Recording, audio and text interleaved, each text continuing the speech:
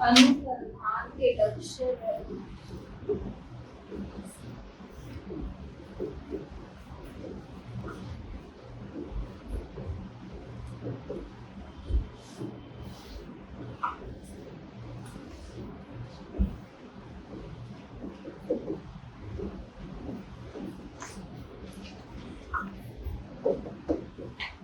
क्या फर्क होता है एम और ऑब्जेक्टिव? एम होता है हमारा जो एम को डिसाइड होता है हमें पहुंचना, ऑब्जेक्टिव होता है वहां तक पहुंचने के लिए स्टेप्स छोटे छोटे गोल्स को हम अचीव करते हैं। एम क्या है? फाइनल डेस्टिनेशन, जहां हमें पहुंचना है। पर वहां पहुंचने के लिए क्या चाहिए? रास्ता चाहिए। वो रास्ता क्या है? जैसे एम क्या है? बोलो। नेटजाइज एम नहीं है, प्रोफेसर बनना है या रिसर्च करना है। और इसके लिए एक ऑब्जेक्टिव है कि नेट क्लियर करना।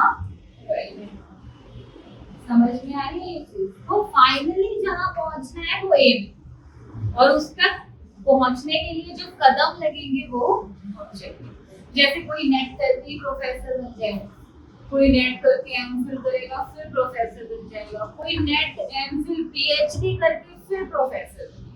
तो ये जो रास्ते फॉलो कर रहे हो ये क्या है? अब देखो, अब ध्यान से समझना जरूरी है। एम जो है, वैसे तो अब आप सब बैठे हो, सबका सेम एम तो नहीं हो सकता, सबके अपनी लाइफ के अलग अलग एम है। इसी तरीके से जब हम रिसर्च करते हैं तो हर रिसर्च का क्या होता है? अलग एम होता है।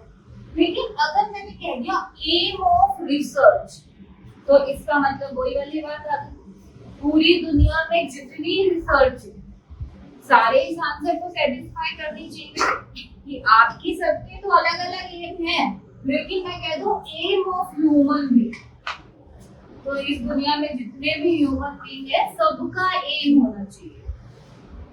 तो ऐसा क्या एम है जो दुनिया की सारी रिसर्च करे? अभी हमने किया था, हर रिसर्च कहाँ पहुंचना चाहती है? New aspects of knowledge. चाहे आपकी रिसर्च का एम कुछ भी है, लेकिन वो नॉलेज में कुछ नए एस्पेक्ट्स को ऐड करेगा, और यही आपकी रिसर्च का एम। समझ में आ गई चीज? तो to add new aspects of knowledge, ज्ञान की नई अवधारणाओं को जोड़ना।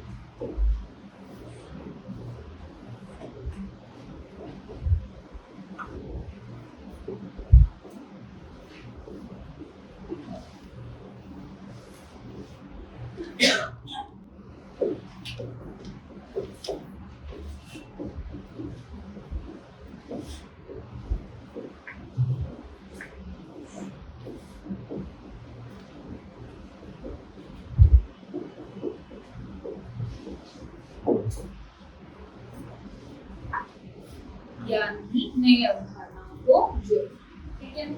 अब इस एम को पूरा करने के लिए स्टेप्स लगेंगे कुछ, वो स्टेप्स कहाँ आएंगे? ठीक है। अब देखो, कहीं कहीं पे ना बुक उठाओगे तो उसमें लिखा होगा रिसर्च का एम है पीएचडी करना, रिसर्च का एम है डिग्री हासिल कर लेना, रिसर्च का एम है खुद को ग्रो कराना, डेवलप कराना। ये रिसर्च का एम थोड़ी है, ये तो रिसर्चर का एम है। मेरा एम है कि मुझे डिग्री चाहिए, मेरा एम है कि मुझे और नॉलेज हासिल करनी है, मेरा एम है कि मुझे ग्रोथ डेवलपमेंट चाहिए अपने अंदर। हम किसके बारे में पढ़ रहे हैं? रिसर्च नए एस्पेक्ट्स तक पहुंचना चाहती है, और यहाँ तक पहुंचने के लिए वो क्या क्या काम कर सकती है, ये उसके क्या बनेंगे? तो इन ऑब्जेक्टिव्स को मोस्टली बुक्स में ये नहीं दिए हुए, तो ये पक्का पक्का से लिखिए। पहला है फॉर्मुलेटर, यानी रचनात्मक। दूसरा है डिस्क्रिप्टिव, यानी वर्णनात्मक। तीसरा है डायग्नोस्टिक, यानी कि मैदानी। और चौथा है हाइपोथेसिस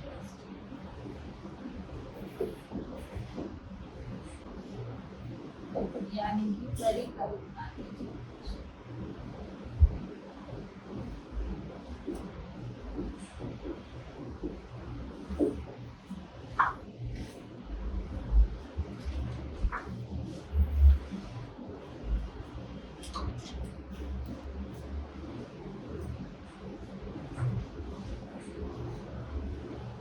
फॉर्म्युलेटिव का मतलब क्या है?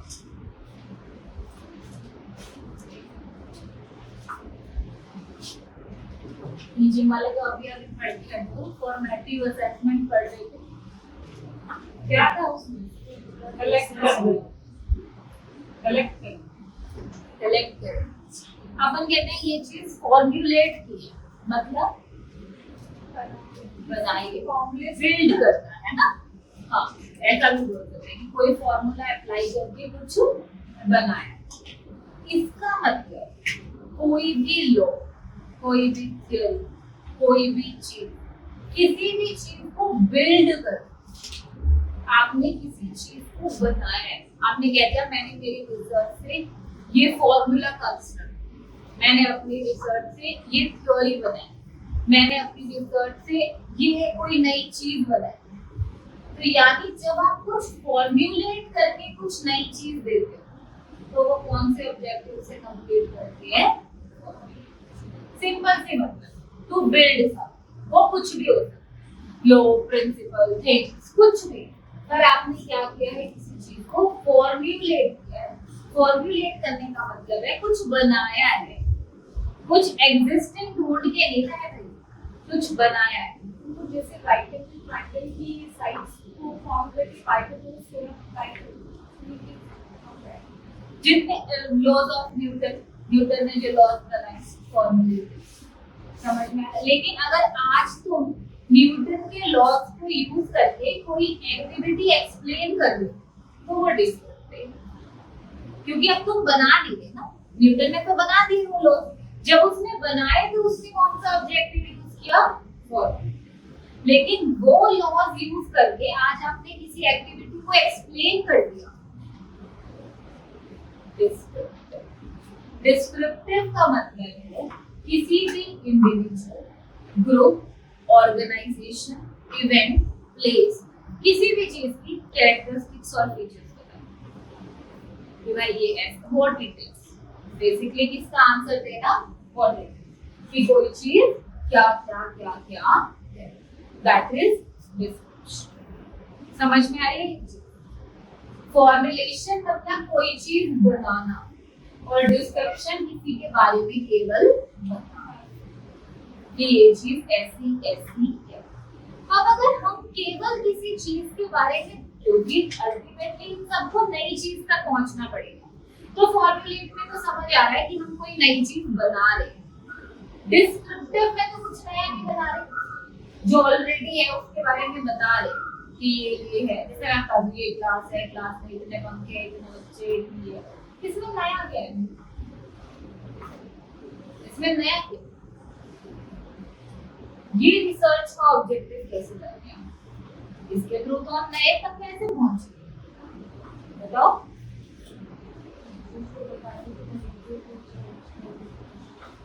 पर नॉलेज नहीं थोड़ी हुई। मैंने कह दिया ये लेक्चर स्टैंड है, ये वुड का बना है, ये ब्राउन कलर का है, ठीक है? तुमने कह दिया ये ब्राउन कलर का है, ये वुड का बना है, इसलिए ये लेक्चर स्टैंड है। बताने का तरीका बदल गया, पर नॉलेज तो सेम है। तो डिस्क्रिप्टिव ऑब्जेक्टिव से नए एस्पेक्ट्स का कैसे पहले की जो ना उसको ऐड करके चलो। वही मेरा सवाल है, क्या ऐड करना? मेरे साथ सर्कुलर आर्गुमेंट वाला गेम मत खेलो।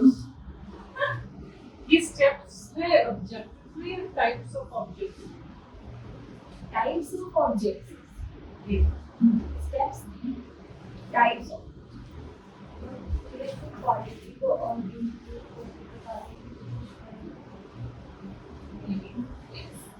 इसका मतलब जैसे कोविड-19, ठीक है?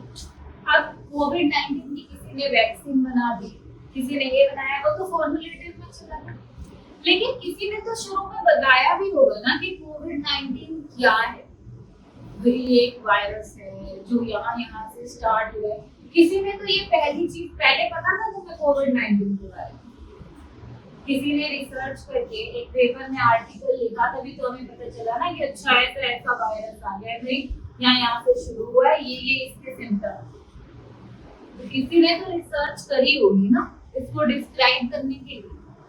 कितनी चीजें हैं जो हम सिर्फ डिस्क्रिप्ट, जैसे मान लो रेड फोर्ट, आजकल तो इंस्टाग्राम पे देखना ये हिडन चीज पता करी है हमने दिल्ली, फिर उसको एक्सप्लेन करते हैं कि इसमें ये चीज है। डिस्क्रिप्शन ही तो है, कुछ अलग थोड़ी कर रहे हैं, जो चीज है उसी के बारे में तो बता रहे हैं आप। मतलब जो चीज ऑलरेडी एग्जिस्टेड थी लेकिन हमने उस पर्सपेक्टिव से उसको नहीं जाना था, नए पर्सपेक्टिव से जाना और है। तो हमने जो उस डिस्क्रिप्शन में अपना पर्सपेक्टिव डाला वो उसमें है। जैसे वेद की बात कर लेते हैं, वेद कब कितना टाइम पहले थे, लेकिन आज कलयुग के हिसाब से हम एक पर्सपेक्टिव को और रिजल्ट मिल जाए लोगों को, तब वो डिस्क्रिप्टिव होगा। जैसे आपने ऋग्वेद की बात, अब ऋग्वेद है वो हमें ओरिजिन, हर चीज की एग्जिस्टेंस का रीजन देता है, आपने पढ़ लिया वो उसी वाला एंशिएंट वाला। लेकिन आपको पता है आज वाले हमारे में तो दिमाग है ना कि वो वाला हम समझ लें, क्योंकि हमें इतने सालों तक पढ़ाया ही नहीं है उसके बारे में। तो आपने उसी वेद में से कुछ चीजें उठाई, उसे आज के लोगों के हिसाब से डिस्क्राइब करा और हमें दे दी, कुछ नया ऐड नहीं किया, लेकिन करा उसी का डिस्क्रिप्शन है, लेकिन हमारे लिए वो बिल्कुल और वो एप्लीकेबल। समझ में आ गया? चीजों के बारे में बताना, मगर ऐसा कि नॉलेज ऐसे लगे कि enhance, हमारी तो हुई ना enhance।